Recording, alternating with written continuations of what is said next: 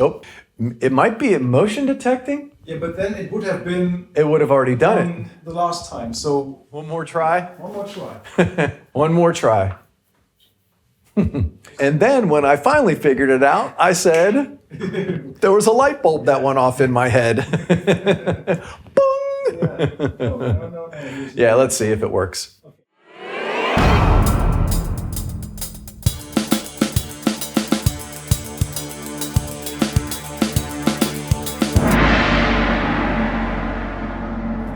I am Donald Tardy. I am a proud Yamaha drummer and the drummer of Obituary. You guys are about to hear and listen and watch, and we are going to have some fun today.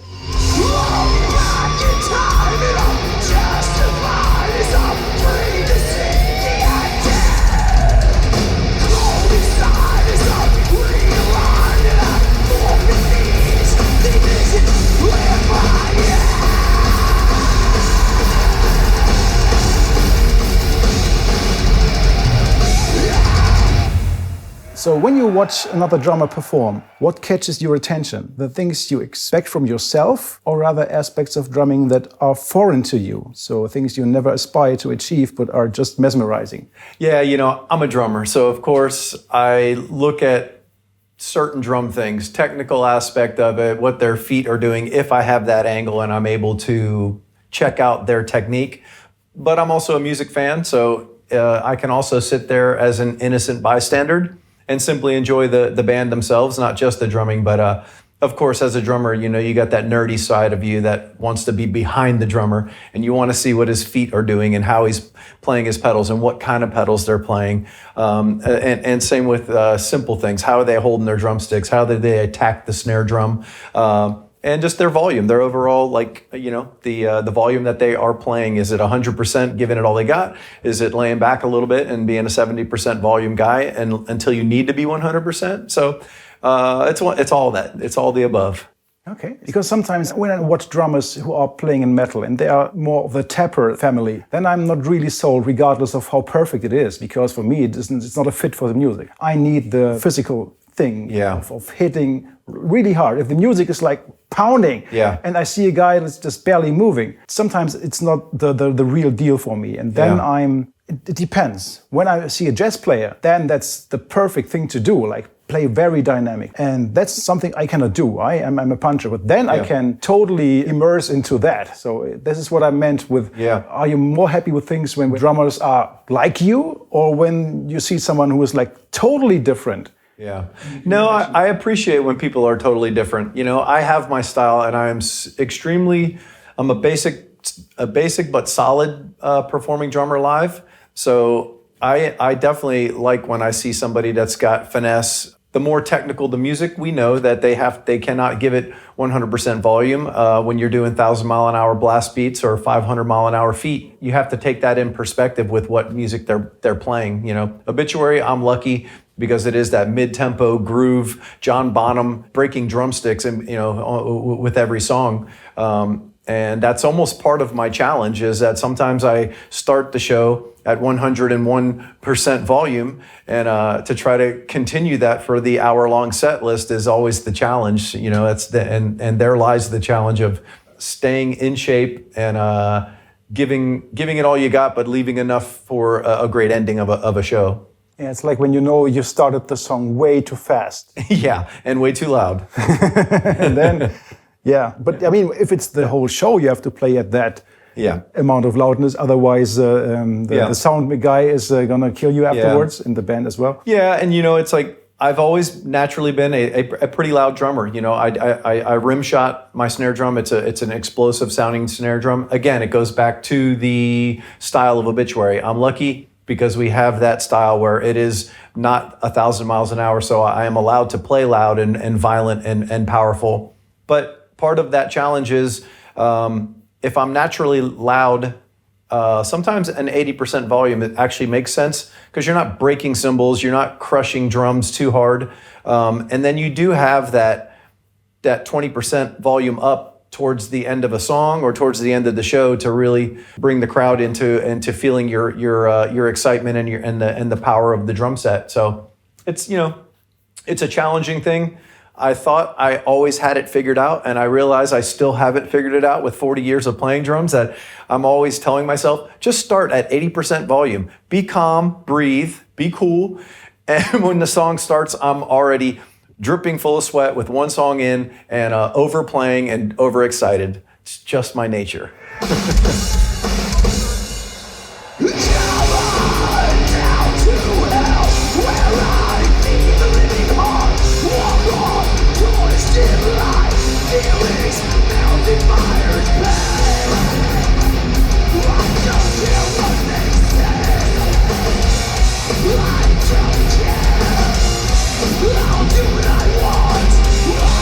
And I always loved the song Kill For Me on World Demise because I really like this tribal thing in the beginning. Yeah. So have you ever thought about the primitive aspect of drums, like the tribal origins of having drum for communication over huge distances and function as a tool for ritual? So simple and primitive beat that makes people move. Yeah, and that is an absolute fact. Drums have always been a part of communication, you know? Sound waves travel a long distance, we know that. Smoke signal, same exact thing, but I don't think too much into it. I'm not a historian, especially when it comes to the history of human beings. But you can imagine that there was drumming long ago. Battle drums, the come for dinner drums, the we've made it this far drums. I'm sure, and that's pretty awesome to think, to think that there was that kind of communication going on. Yeah, just a kick drum is enough. And you get some heads nodding during soundcheck. Happens all the time. Yeah. So yeah, this is why I still love it. It can be so complicated, but then just like this. Yeah. And already is something in the room.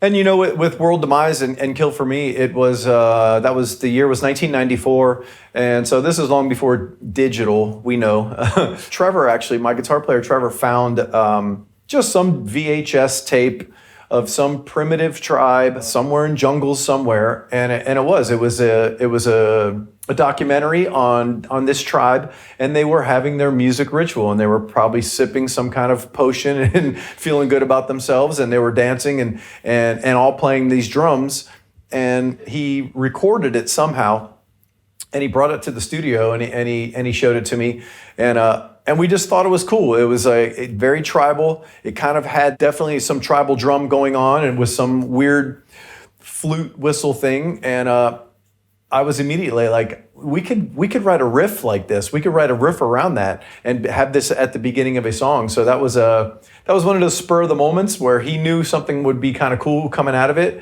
And then I knew to simply make something out of what we both knew could be something cool. And that's where Kill For Me actually it was born simply by some kind of tribe. I don't even know where it was. I don't know what the documentary was, but it ended up being one of those songs that we knew it was a cool idea. And by the time we were finished and we wrote it, of course, fans were like, "That's an awesome song and that's a really cool idea." But it was just a couple of dudes. We were just like, you know what, this could be kind of cool.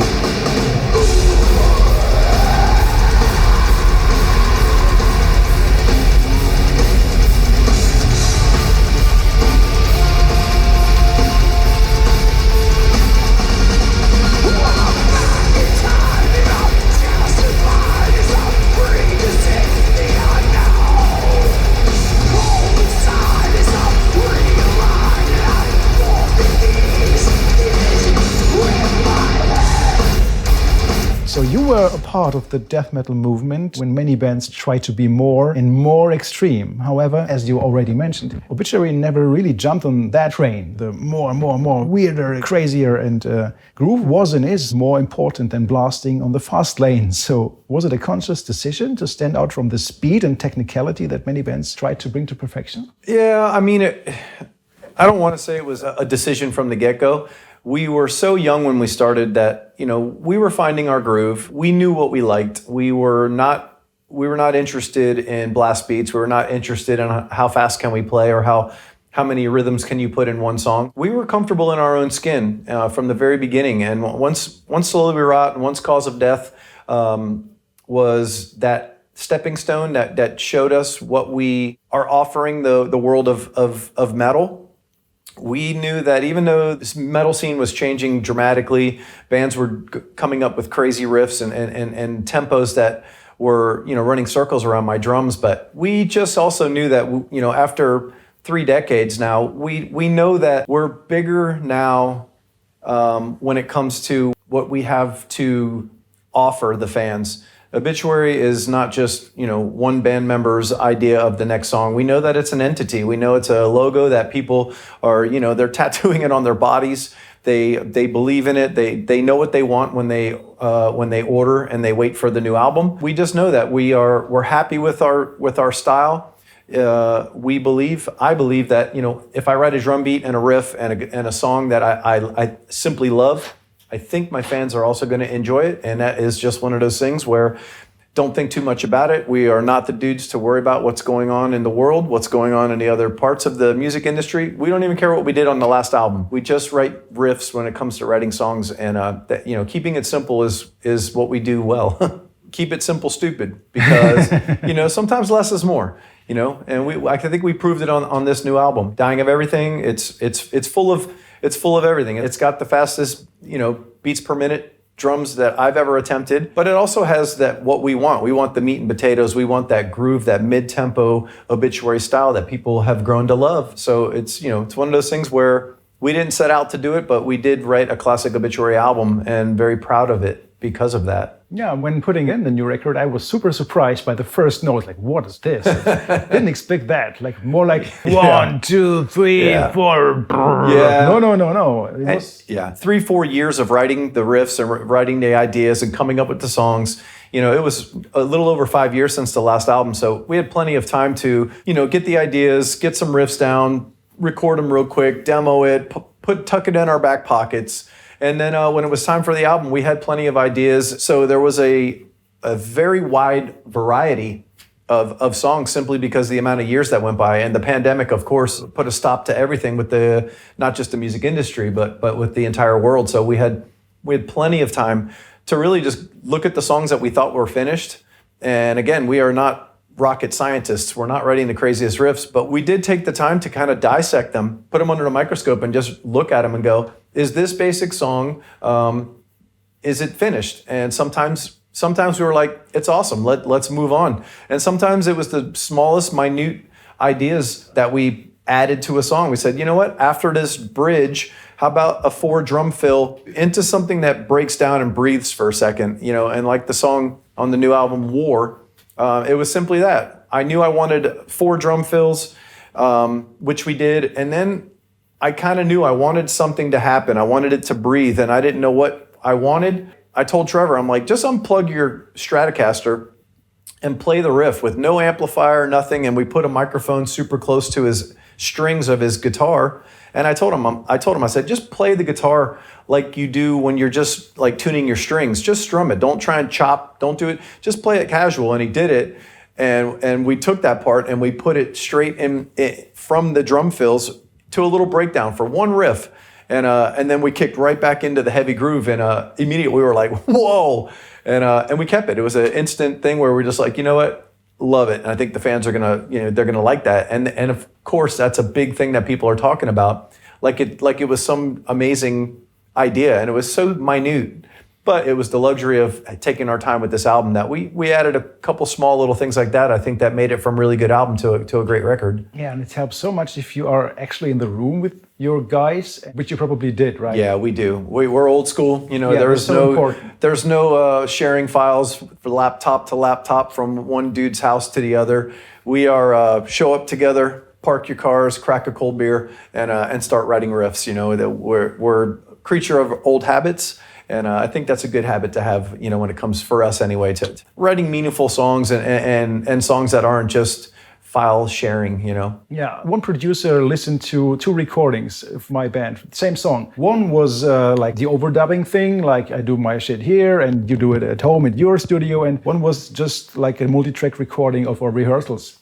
Yeah. And guess what he liked better? Yeah, of course. Yeah, of course. This is new technology. So there was, when it came to once the band was finished recording it, because we record everything, we track it at our studio. But then the magic happens. We clean it up a little bit. We do some editing of some of the guitar squeaks, maybe drum endings, But then we send it off. We send it off to our studio engineer, Joe Sincata. He's been our live engineer for over 15 years, and he's got his studio in New York City, Full Force Studio. And the chemistry we have right now with Joe, us tracking it simply in Florida, and then we send it to Joe, and he does his magic. So there is that kind of file sharing, sending him the stems, to make sure that he's got what he needs to make magic with the record once we're done with the tracking. But we were super adamant on this one to, I told Joe, I was like, I have one demand. Just keep it as live sounding as possible, because I love the sound of my drum set. My snare drum was ripping. I didn't want that to change. I didn't want sound replacement. I didn't want him to have to do what some bands have to do to make a killer sounding record. I begged him. I was like, that's the only thing I asked. Just keep it live, man. Trevor's guitar sound is the tone that we want. And Joe knows this. He's been with us forever. It did add to it, because he was able to add his magic to the toms and the production of the drums. But he did keep that bamboo snare that I begged. I was just like, it sounds so good, man. Don't mess with it. And so there's the magic, That's so funny, because after a few seconds of listening to it, I was like, that sounds like a live record in a way. So mission accomplished. Yeah, that was one of my first impressions I had. Awesome. Well, then mission accomplished. Perfect. Awesome.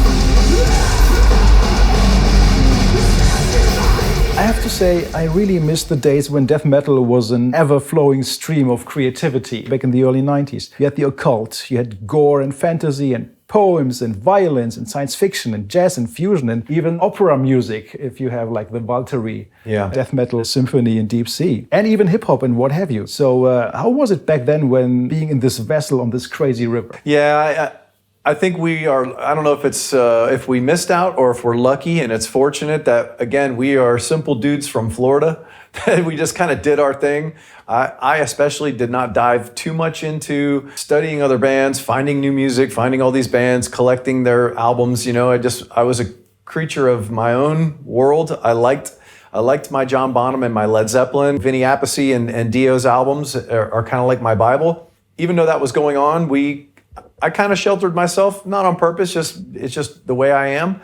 And so even though there was that crazy stuff going on, we probably caught a portion of it, but I think majority of it probably kind of passed my simple brain right by. It went right over my head, which is, maybe that's a good thing. Yeah, of course. I mean, now I'm like that too. Like now I don't really get that much stuff that is happening. But in my formative years, I was taking it all in. Like I saw atheists, like, what's that? That's crazy. Yeah. To even think about making that decision to put those musical styles together. And then you have the cynic thing on Sean Reiner. Absolutely. Which was the peak of creativity. Absolutely. With like 19 years old on that human. That I do miss. Yeah, I do too. And those are Florida bands. I mean, the literally Atheist and Cynic, to where though I missed maybe what was going on in Norway with the craziness, I was lucky enough to be a part of a massive scene in Central Florida in the late 80s, early 90s, and that was with Chuck and Death and Cynic and Atheist and Deicide.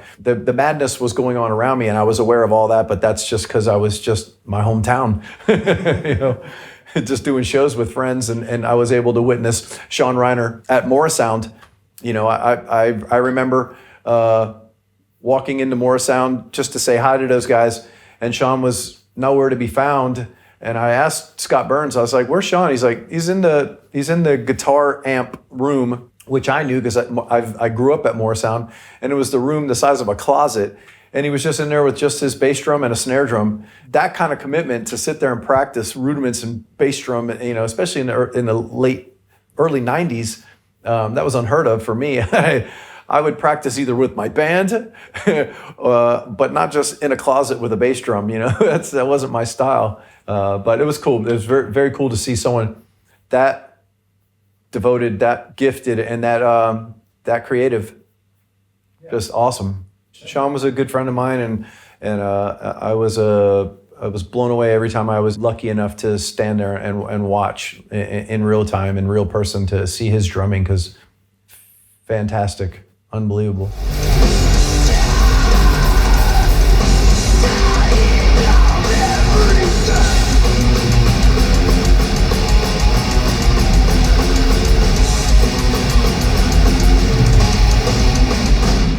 The older you get, the more you mature on your instrument, the more you can reflect on the way you play. You realize you're playing laid back and maybe behind the groove, or you're slightly before the grid. And then you can work on that, not in the sense of seeing it as a flaw, but do it on purpose to make it an individual strength. So what have you learned about your own playing?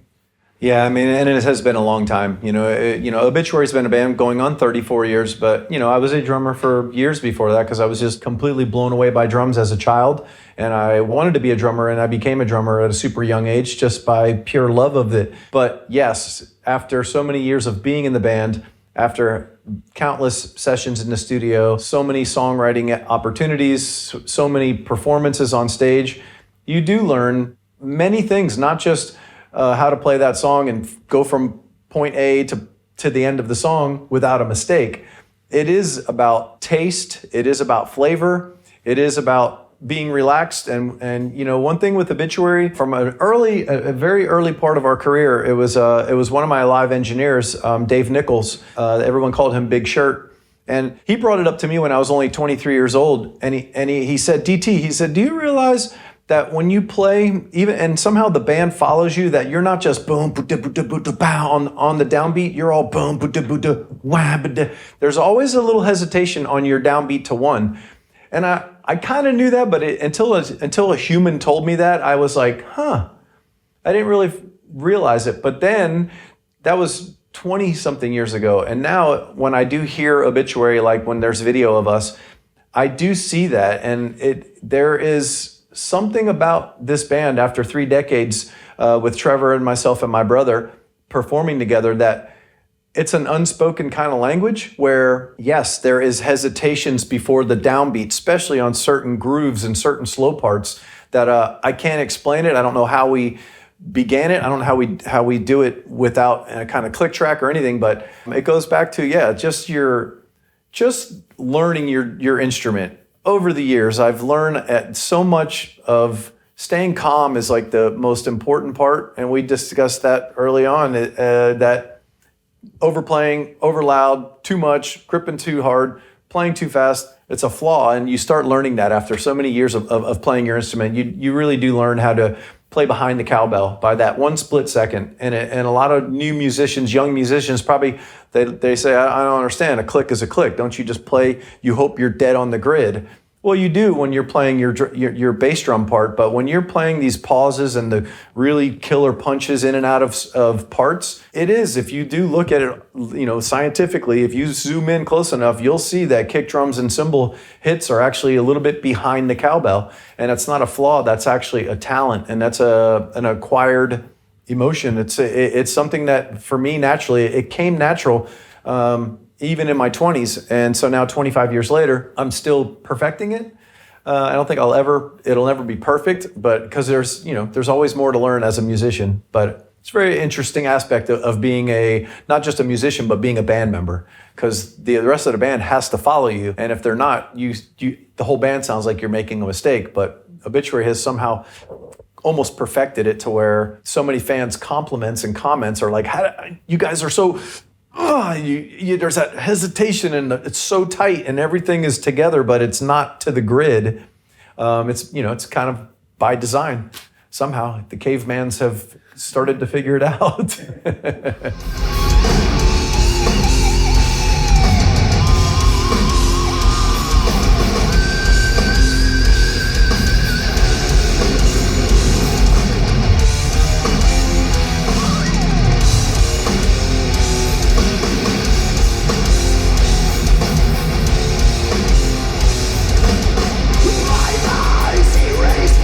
So, as one of death metal's genre-defining bands, you were part of that raw energy, extremity, and ugliness, right? Yeah. So, at what point did you guys start to use a click track, and what did you gain, and what did you lose with that decision when recording, maybe, probably not live, but...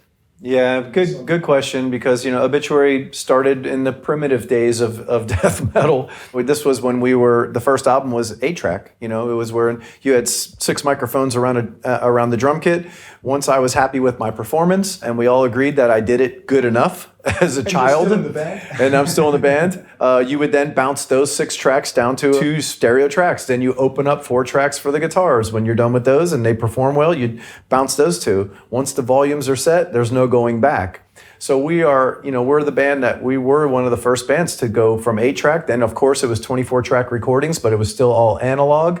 And there was no such thing for Obituary anyway. There was no click track. It was an unspoken, it wasn't even close to what we did. And of course, click track was there, the technology was there, but again, it goes back to cavemen. We have been a band so long that why would we do that? Part of no click is part of making the song live, making it become alive, whether it's slowing parts down on purpose in the middle of a riff to speeding up an ending of a song to make it extreme. That happened for probably the first 5 or 6 albums. I don't think there was ever a thought of a click track.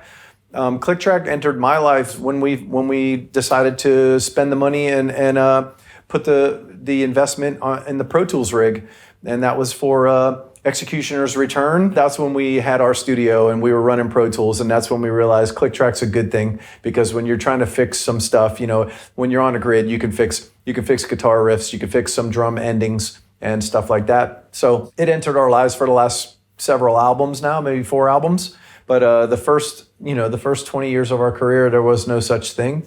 And I kind of miss that. So do you feel like you lost something, or can you still make it work even though there's a click track? Because you don't have to be perfectly on the grid. You can play around it. Yeah, you can. If you're going to commit to a click track, that's one thing, but nothing stops you from saying, there's a part in this song that we want it to slow down and swing in and a little bit groovy.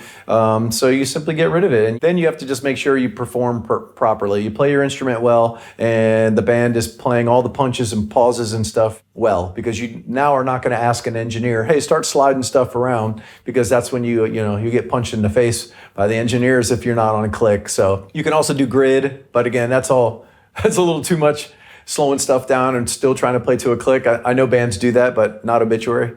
We either play to a click to some of the songs, and some of the songs we simply just turn it off, and we kind of go for it like we used to do. The wrong time.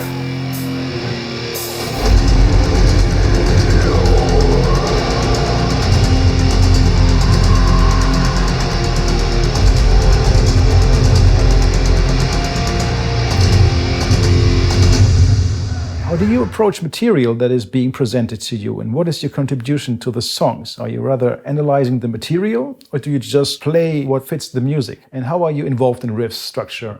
Yeah, it's my baby. It's just we are talking about me, but it is my band. It's been my band since '84. I've been playing drums so long that yes, when there is ideas and there's a guitar riff that's brought my way, I don't just think of what drum beat can I make this cool. It is different than that. It's a pure thought and creativity and idea of just how we're going to make this song killer. I instantly know what I want to do on drums, and it's funny how sometimes the first drum fill that comes into my brain sticks, whether I try 100 other drum fills to just push myself or try to create something a little different. Sometimes I usually go back right to my initial ideas on that song on the drum parts, but it is the creative side. I'm not just a drummer. I thrive on creating with the song, like bringing out the most of that song, whether it is the drumming or if it's asking a guitar player or my brother vocally, just how about a part here? What if we were to do this? And is that good enough? And what if we did this on that guitar riff? And what if we broke it down and went back to that? Or what if we don't go back to that? I constantly push my band to creatively, let's explore all avenues before we call this song finished. That's really some of the most fun, is being the creative side of it, not just being a drummer. And I love drums. I play drums every day of my life, even alone, because most of the time there is no band. But that's cool with me. I love playing, performing, and just practicing. But it is the creative side, because I do like making the songs, though they are basic. I like to make sure that they're as powerful and as killer as they possibly can be.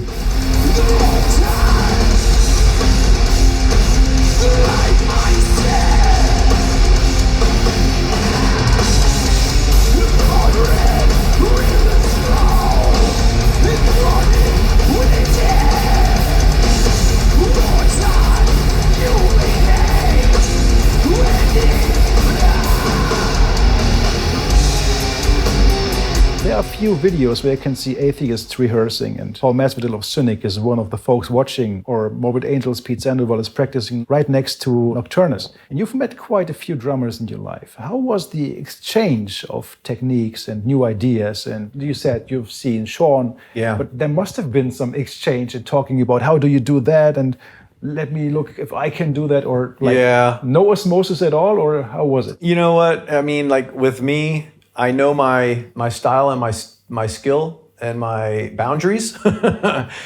So someone like Sean Reiner, I did not ever nerd out and say, hey, you know that. Instead, I'm like, blah, blah, blah, blah, blah. Like, what? Like, whoa, dude, that was awesome. I was a fan of it, but I was not going to try. I'm not going to kid myself. I'm not going to think that I'm Superman when I know that I'm not. I'm happy with my style, you know. Again, I go back to what I grew up to, which is Led Zeppelin, and then of course Vinny Appice showed me the light, and that's just, you know, those are rock beats and solid drumming and knowing what to do for that song. Of course, John Bonham can make anyone's jaw hit the ground with some of the stuff he did, but with me, yes, crazy music with Atheist and with Steve from Deicide doing blast beats. Still today playing out of his mind at his age. It's completely insane, but there was never a big, for me anyway, there was never a big, let me go pick your brain and see what I can do with what I just saw you doing. Instead, I was just a fan of a friend, and I was so stoked to see friends doing well, and Sean being such an amazing drummer. He happened to be my friend, but he was also just one of the sickest drummers I was able to sit there and watch as a 20-year-old person. So there wasn't much picking their brain. It was more just high-fiving him when he was finished because I was a fan, you know? Look, in Germany, there was no way that you could see how you play real fast double kicks. No way. The best thing was you are at the show and then you see like the resonance head. Yeah. Yeah, go figure. Yeah. What do the feet do? I don't know. This is why the question to you, like you were there. You could just like knock, knock, knock. Yeah. And then sit behind your drum kit just for a second, Pete.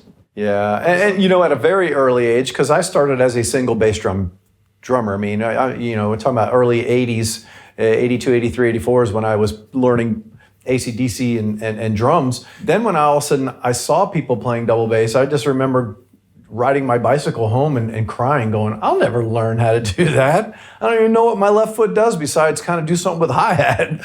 And so, you know, it goes from a very early age, drummer just learning how to play, to seeing these dudes doing stuff with all four limbs and double bass like crazy. It was very intimidating for me as a single bass drum guy, you know. But, you know, practice. That's pretty much all I did. Yeah, I started to be one of those like stumpy guys, like the stuff you would do with 140, 150, that motion. Yeah. And figuring, how is that possible to do it at 220? It's just, I don't get it. Yeah, I still don't get it. Yeah, whole different motion. That's the answer. Yeah, surprise. Okay.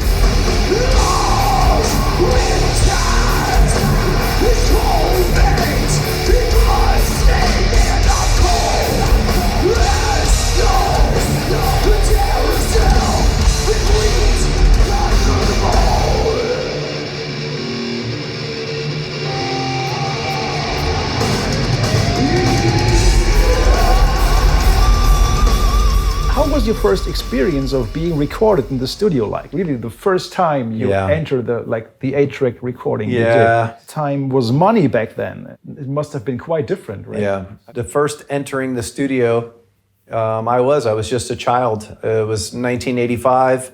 I was 15 years old. Didn't even own a drum set. I was lucky enough that Morris Sound Studios had a drum set because I was just borrowing and playing friends' drum sets around the neighborhood. And our parents helped us fund it. So we knew we only had one day at the studio maybe 2 days. I can't quite remember. But that was the first one. The first real time entering the studio was obviously for Slowly Rot. And honestly, you know, I don't even remember much about the studio session. Again, just a child. I was probably 17 years old when we wrote the music and 18 when we entered the studio. And just nerve-wracking, just not fun, knowing that there's engineers, you know, you got to be there on time. You only have so many hours, that you got people staring at you through the recording window. And it was absolutely terrifying. You speak to a lot of drummers and they say, when I'm by myself in the garage practicing, I'm like the best drummer in the world. And then the record button turns on and it's the worst feeling ever. It's just the worst feeling. So, you know, to answer the question, the first couple of experiences in the studio, terrifying, horrible. I don't remember enjoying 1 minute of it. Yeah, I always call it the red asshole. Yeah. Yep. That red light comes on, bing, and you're like, damn, I just forgot everything I just practiced. I told myself, be loose, have fun, don't play too hard, and I went all out the window. So guilty of that myself. Yeah. Like, And unfortunately, mine, it's called Slowly Rot and Cause of Death. And fans are like, this is a great record. And I was like, yeah, you know, if I had that one to do again, please.